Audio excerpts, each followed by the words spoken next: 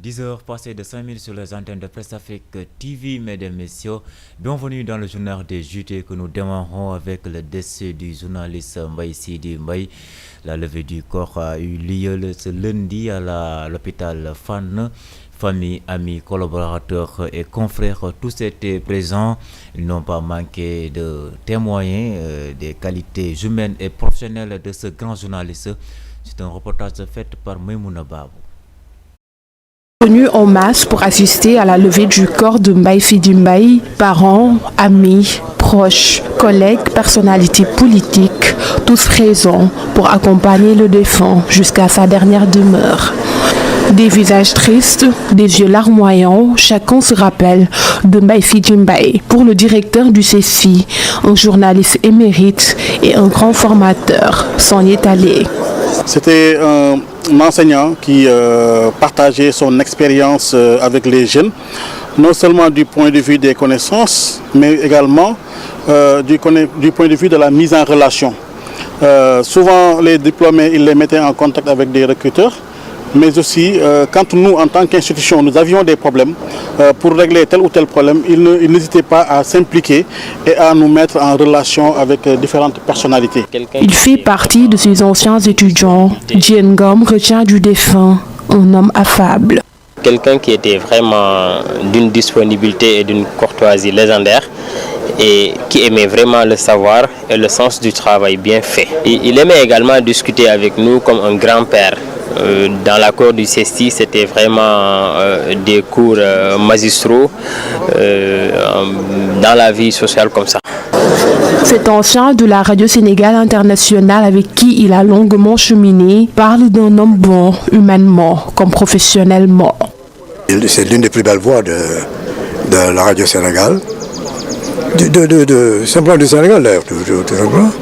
Et puis, parler vraiment de son aptitude à être proche de l'autre, de l'humain, de son humanisme profond. Et il était surtout ouvert. C'était un esprit très, très, très ouvert, très moderne et très respectueux de son métier. Très intransigeant par rapport à ça. Il avait une forte personnalité qui lui permettait vraiment de dire non quand il fallait.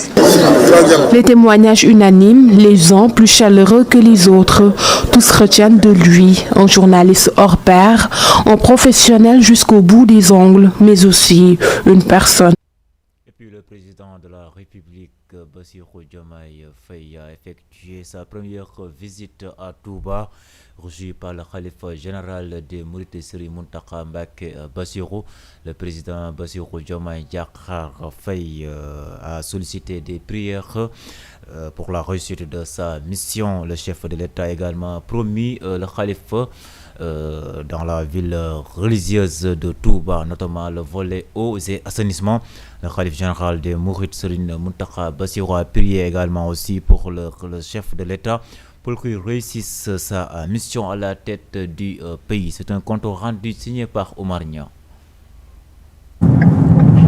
En effectuant ce premier déplacement à Touba, le président Bassirou Diomaye Faye a joint l'acte à la parole. Après son message fort adressé à l'occasion de la Korité, le président de la République est dans la dynamique de perpétuer l'héritage sacré et précieux que constituent nos chefs religieux. Accompagné du ministre de l'Intérieur et des membres de son cabinet, le président Bassirou Diomaye Faye a été accueilli par le porte-parole Serigne Bassirou Mbacké Abdoul Khadr. Le chef de l'État sera ensuite reçu par le khalife général Serigne Mountakha Bachir Mbacké. Chaude poignée de main, symbolique d'une chaleureuse bienvenue dans la cité religieuse. Après avoir salué et remercié le khalife pour l'accueil, le président Bassirou Diomaye Faye a dit qu'il est venu à Touba en tant que fils et talibé d'abord, avant la qualité de chef de l'État. Mesurant l'immensité de la charge, il a sollicité les prières du khalife pour mener à bien sa mission. Il a par ailleurs rappelé l'importance des chantiers engagés par le khalife général Serigne Mountakha Bachir Mbacké et promis de mobiliser les moyens nécessaires pour l'accompagner dans cette tâche, en insistant sur les volets eau assainissement, mais aussi l'enseignement en faisant référence à l'université Cheikhoul Khadim. C'est le porte-parole Serigne Bassirou Mbacké Abdoul Khadr qui a transmis le message du Khalif. Serigne Mountakha Bachir Mbacké a remercié le président de la République pour cet acte hautement important consacrant un premier déplacement dans la cité religieuse. Il a loué sa démarche et rappelé l'importance qu'il attache au mieux-être des populations du Sénégal en général. Il s'est félicité de la visite qui marque l'importance que le chef de l'État accorde lui aussi au développement, à la paix et à la stabilité du Sénégal. Serigne Mountakha Bachir Mbacké a prié pour que le président Bassirou Diomaye Faye réussisse sa mission à la tête du Sénégal. Preuve à l'appui, il lui a offert des cadeaux, notamment une natte de prière, un exemplaire du Coran et un chapelet, un geste que le chef de l'État a apprécié à sa juste valeur. Le dernier acte, non moins important, de la visite du président Bassirou Diomaye Faye à Touba est son passage à la grande mosquée. Un grand moment de recueillement et de prière dans ce lieu de culte où repose le vénéré Cheikh Ahmadou Bamba Khadimou Rassoul. Ici, dans le mausolée, le président de la République Bassirou Diomaye Faye a formulé des prières pour que le Tout-Puissant veille sur le Sénégal et l'accompagne dans sa mission à la tête de notre pays. Son passage ici dans la cité religieuse a été un grand moment de ferveur, notamment pour les populations qui ont apprécié. Dans l'actualité également, cette dissonance au sein des travailleurs des collectivités territoriales, les grévistes ne parlent plus le même langage. Certains parmi eux veulent poursuivre le mouvement d'humeur, d'autres en revanche veulent retourner dans les bureaux et ils affichent quelques signes de résignation. Vous allez le voir dans ce reportage fait par Maïmouna Ndiaye. Je vous propose de l'écouter. Une semaine de grève sur l'étendue du territoire national, l'intersyndicale des travailleurs des collectivités territoriales du Sénégal durcit le combat. On a le sentiment aujourd'hui qu'on est entre le marteau des collectivités territoriales et l'enclume de l'État. Donc personne à ce niveau-là n'a voulu en tout cas faire droit à l'argent municipal. Alors qu'encore une fois, le fondement de la grève, c'est fondé sur les dispositions de l'article 8 du statut général des du statut général des fonctionnaires des collectivités territoriales. L'article 8 qui nous donne le droit de grève, le droit syndical d'abord, ensuite le droit de grève. Des revendications légitimes aux yeux des travailleurs municipaux qui demandent équité dans le traitement salarial. La revalorisation aussi est hiérarchisée, c'est par hiérarchie. Donc les montants allaient de 80 000 pour les 100 diplômes et les titulaires du CEP, 90 000 pour ceux qui ont le brevet, 100 000 pour les bacheliers, maintenant c'est entre 120 000 et 150 000 jusqu'à 300 000 pour la hiérarchie A. Donc toutes les hiérarchies effectivement sont représentées. Maintenant l'État nous a demandé de faire le recensement qui pouvait permettre en ce moment-là de connaître d'abord les effectifs en tout cas présents dans les collectivités territoriales, ensuite en déterminer le montant. L'article 29 qui dit précisément que nous avons droit à tous les avantages comme les agents de l'État. Et l'article 30 dit précisément que les avantages auxquels nous avons droit sont à la charge de la collectivité territoriale. Les syndicalistes soulèvent également des difficultés au sein des municipalités. Il faut reconnaître que nous sommes dans une situation un peu hybride. Hybride, nous sommes des agents publics, donc nous travaillons dans la collectivité territoriale. Donc, mais nous sommes administrés par des maires. Donc il y a 601 collectivités territoriales au Sénégal. Donc chaque maire est employeur. Donc c'est 601 employeurs aujourd'hui au Sénégal. C'est là où se situe la difficulté. L'intersyndicale des travailleurs des collectivités territoriales du Sénégal ne compte pas négocier dans la lutte. À ceux qui se démarquent du mot d'ordre, libre à eux de... Toute autre chose, détention d'un passeport diplomatique sénégalais, une polémique qui s'installe à chaque fin de régime. Mais alors, qui sont lésés en droit? Éclairage Alassane Ba. Jour avant la fin de son mandat que le président Macky Sall a apporté des changements par décret sur les modalités d'établissement des passeports diplomatiques.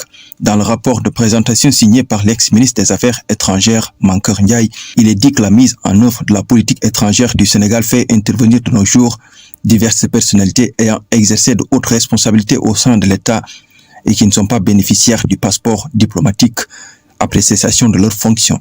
Cette histoire de passeport diplomatique a toujours suscité des polémiques. Qui en a le droit, qui n'en a pas. Dans le décret numéro 2024-843 modifiant l'article 1er du décret numéro 90-934 du 27 août 1992 abrogeant et remplaçant l'article 12 du décret numéro 78-21 du 6 janvier 1978, il est rajouté appelé le directeur de cabinet du ministre des Affaires étrangères les catégories ci-après. Les ambassadeurs émérites du Sénégal, les ambassadeurs à la retraite. Au deuxième alinéa de l'article 1er, les mots « les membres du bureau de l'Assemblée nationale et leurs épouses » sont remplacés par des mots « les députés de l'Assemblée nationale, les officiers généraux et leurs conjoints » peuvent également obtenir le passeport diplomatique selon le troisième alinéa, les anciens chefs d'État, les anciens chefs de gouvernement et les anciens ministres et secrétaires d'État et leurs conjoints. La réalité est qu'aujourd'hui, beaucoup de personnalités ou citoyens qui ne figurent pas sur les catégories définies par la loi sont détenteurs du passeport diplomatique. Sous Wade, l'on se rappelle du scandale sur ce précieux document. Le passeport diplomatique commercialisé à coût de millions de francs CFA. Dès son accession au pouvoir, le président Macky Sall avait pris l'engagement de mettre de l'ordre. Mais le constat était tout autre. Le passeport diplomatique pouvait se retrouver entre les mains de n'importe qui.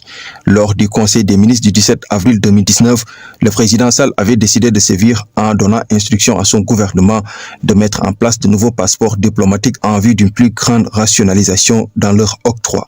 Ils sont nombreux à penser qu'il est temps de mettre de l'ordre dans l'octroi. Les modalités de délivrance de ce titre de voyage sont réglementées par le décret numéro 78-21 du 6 janvier 1978, modifié par le décret numéro 90-934 du 27 août 1990, qui en a abrogé et remplacé l'article 12.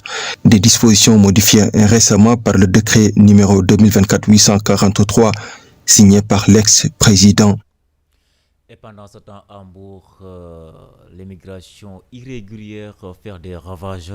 Les quais de pêche se vident et les embarcations n'ont plus d'équipage. Seuls peu de pêcheurs continuent d'y croire. Ils maintiennent leurs activités et ils invitent aux autorités de mettre en place au parc de pêche pour réorganiser leur secteur de pêche. C'est un compte rendu fait par Muntaga Ba.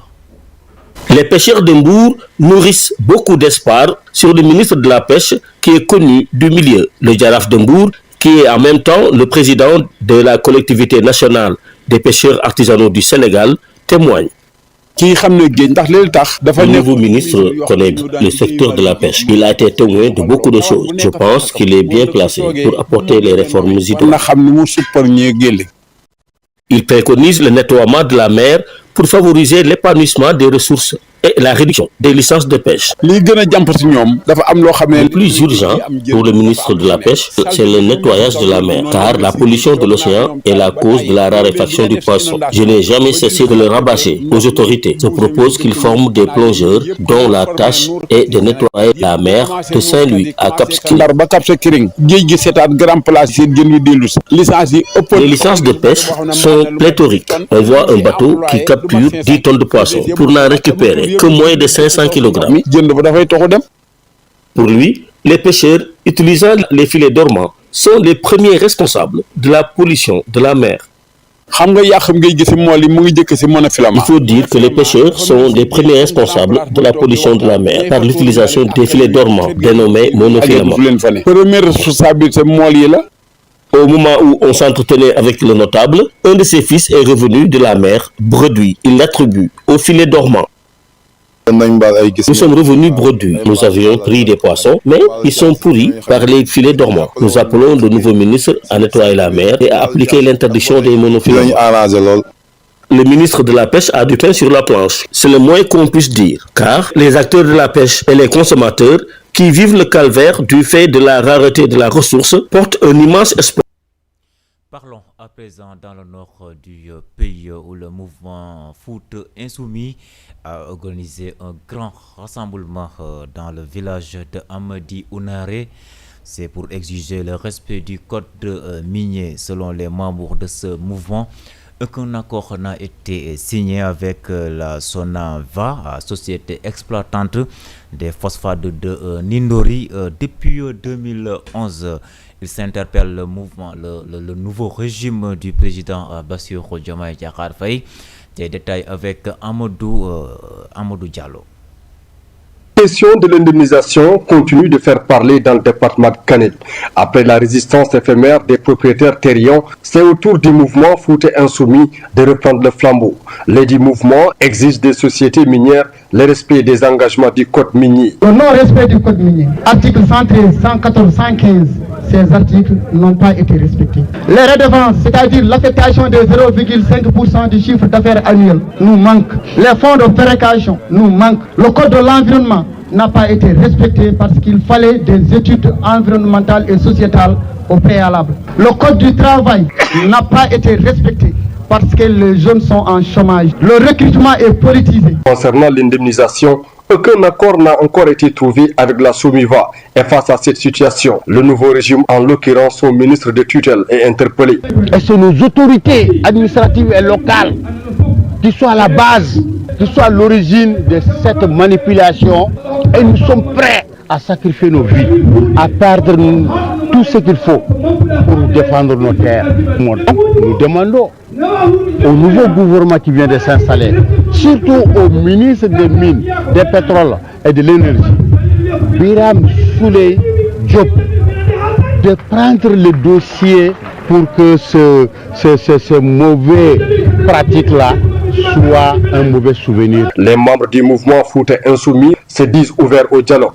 D'ailleurs, une rencontre est prévue ce mardi avec le gouverneur de la région de Matam pour trouver un consensus avec les sociétés. Et puis nous terminons cette édition avec l'énorme saisir record de cocaïne, 1137 kg de la valeur marchande de la drogue estimée à 90 milliards de francs CFA. La brigade des douanes de Kidira vient de mettre la main sur cette importante qualité. C'est un reportage signé par Tiara Diao. De 20 heures, la brigade commerciale des douanes de Kidira, une subdivision de la zone du sud-est, a effectué une saisie record. Plus de 1137 kg de cocaïne conditionnée en 948 plaquettes. Dans les entrailles d'un camion frigorifique, les sacs de drogue ont été soigneusement dissimulés dans le double fond du véhicule. Le passage du véhicule au scanner a permis aux douaniers de découvrir la marchandise, une quantité importante estimée à plus de 90 milliards de francs CFA. Cette opération fait suite à une saisie de 92 kg de cocaïne, effectuée toujours par les douaniers de la zone du sud-est, plus précisément ceux de Kumpen.